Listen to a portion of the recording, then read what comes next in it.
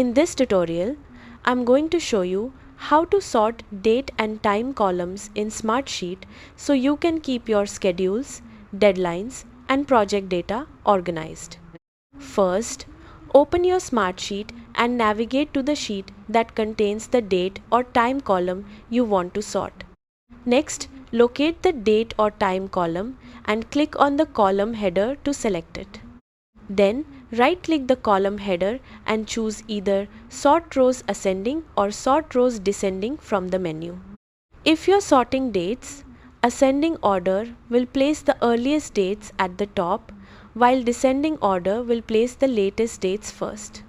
For time columns, the process is exactly the same.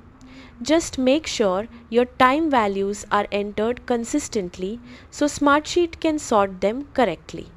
Once you select the Sort option, Smartsheet will automatically rearrange the rows based on the values in that column. Review the results to ensure the information is displayed in the order you need for your workflow.